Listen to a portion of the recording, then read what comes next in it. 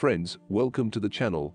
Don't forget to subscribe and like it so you won't miss new incredible stories and rare historical photos. The Dornier Do X was the largest, heaviest, and most powerful flying boat in the world when it was produced by the Dornier Company of Germany in 1929. With a wingspan of 157 feet or 48 meters and length of 130 feet or 40 meters, the Do X was powered by 12 engines and carried 169 passengers. First conceived by Claude Dornier in 1924, planning started in late 1925, and after over 240,000 work hours it was completed in June 1929. The Do X was a semi-cantilever monoplane and had an all-duralumin hull, with wings composed of a steel-reinforced duralumin framework covered in heavy linen fabric, covered with aluminum paint.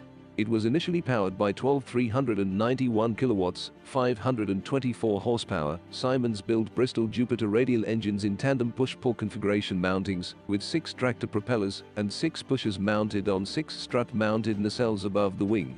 The nacelles were joined by an auxiliary wing to stabilize the mountings. The air-cooled Jupiter engines were prone to overheating and could barely lift the Do X to an altitude of 425 meters, 394 feet. The engines were managed by a flight engineer who controlled the 12 throttles and monitored the 12 sets of gauges. The pilot would relay a request to the engineer to adjust the power setting in a manner similar to the system used on maritime vessels, using an engine order telegraph. Many aspects of the aircraft echoed nautical arrangements of the time, including the flight deck, which bore a strong resemblance to the bridge of a vessel. After completing 103 flights in 1930, the Do X was refitted with 455 kilowatts, 610 horsepower, Curtiss V1570 Conqueror water-cooled V12 engines. Only then was it able to reach the altitude of 500 meters, 1,600 feet, necessary to cross the Atlantic. Dornier designed the flying boat to carry 66 passengers on long-distance flights or 100 passengers on short flights. The luxurious passenger accommodation approached the standards of transatlantic liners. There were 3 decks. On the main deck was a smoking room with its own wet bar, a dining salon, and seating for the 66 passengers, which could also be converted to sleeping berths for night flights. Aft of the passenger spaces was an all-electric galley, lavatories, and cargo hold. The cockpit, navigational office, engine control, and radio rooms were on the upper deck. The lower deck held fuel tanks and 9 watertight compartments, only 7 of which were needed to provide full flotation. 3 Do XS were constructed in total. The original operated by Dornier and 2 other machines based on orders from Italy. The X2, named Umberto Maddalena, registered IRIDI, and X3, named Alessandro Guidoni, registered IABBN. The Italian variants were slightly larger and used a different power plant and engine mounts. The flagship, flying ship, as it was called, was launched for its first test flight on 12 July 1929, with a crew of 14.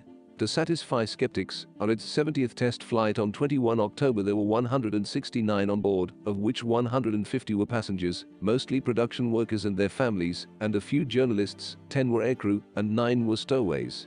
The flight set a new world record for the number of people carried on a single flight, a record that would stand for 20 years.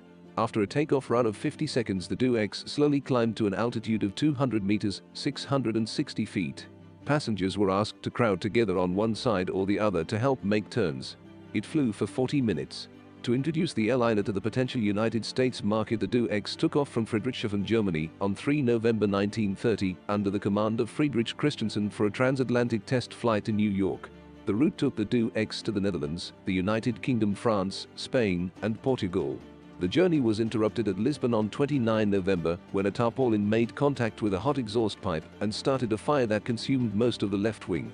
After sitting in Lisbon harbor for 6 weeks while new parts were fabricated and the damage repaired, the flying boat continued with several further mishaps and delays along the western coast of Africa, and by 5 June 1931 had reached the islands of Cape Verde, from which it crossed the ocean to Natal in Brazil.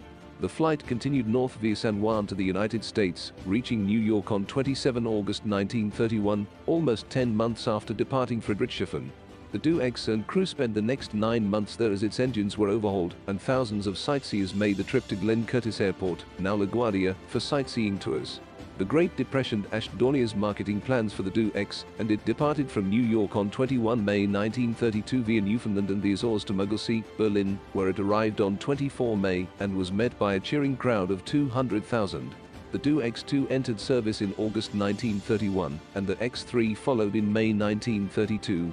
Both were initially based at the seaplane station of La Spezia on the Ligurian Sea and reassigned to various other bases during their service. Both orders originated with Sana, then the Italian state airline, but were requisitioned and used by the Italian Air Force, primarily for prestige flights and public spectacles.